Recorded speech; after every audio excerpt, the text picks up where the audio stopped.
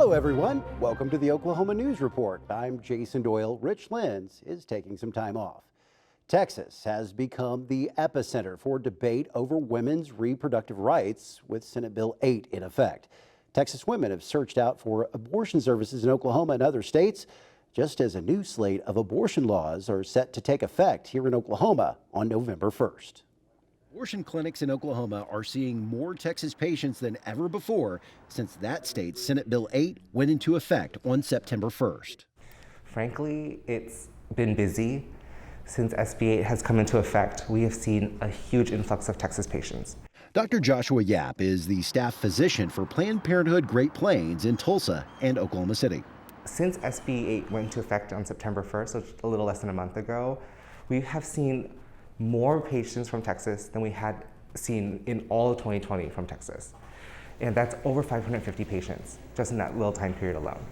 So abortion care in Texas has halted by about 90%. So knowing that Texas gave roughly 53,000 abortions last year, those patients who have the means will go somewhere to get care. So they are going to surrounding states, New Mexico, Louisiana, Oklahoma, but really predominantly Oklahoma because we are closest. According to the Oklahoma State Health Department, in 2020, our state saw the lowest number of abortions since the state started tracking them in 2000. The highest number of abortions in that time frame happened in 2006. Dr. Yap says those numbers are being pushed higher this year by the Texas patients coming to Oklahoma. There are days that we see so many that we get surprised when we see an Oklahoma patient. Most days, I think we see more than 50% of our panel as being from Texas. And some days as high as 75% of our patients are from Texas. The staff at this Planned Parenthood are working to accommodate the increased workload. And so some days we'll stay as late as 2.5 hours after clinic hours to make sure we can accommodate them. And not only are we working extra hours, working more time, my staff have families too that they have responsibilities for. They are working very long hours to meet the need.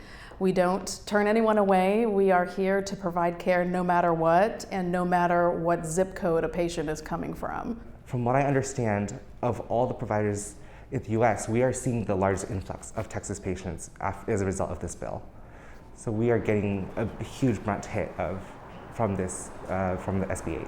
This Tulsa Planned Parenthood clinic is now dealing with the fallout from the Texas abortion law. Soon, starting on November 1st, it could be dealing with Oklahoma's new slate of abortion laws. I do not have the authority to overturn that decision. I believe fully that it violates the 10th Amendment.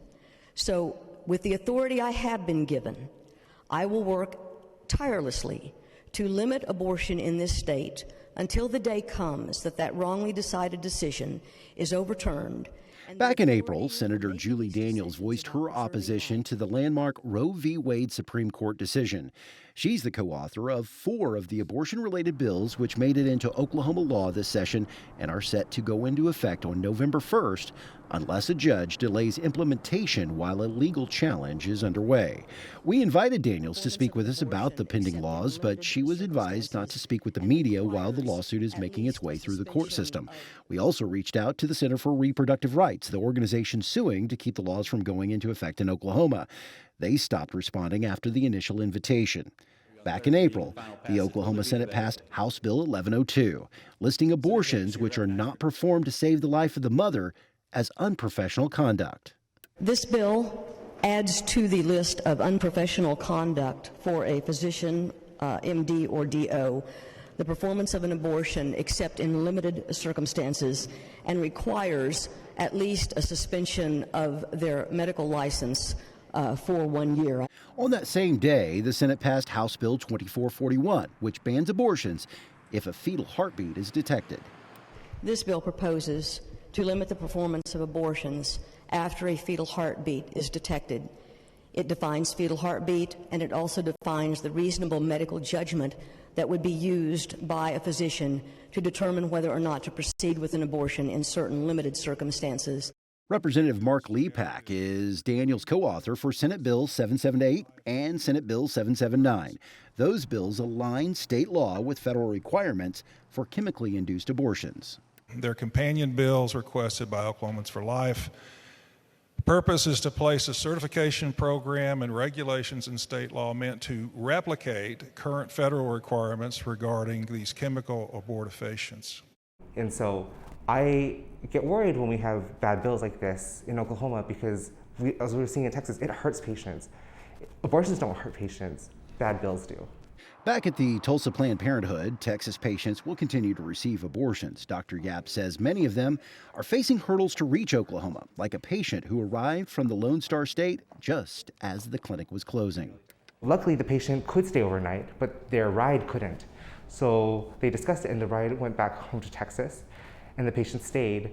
And luckily, we were able to squeeze them in the next day for their abortion.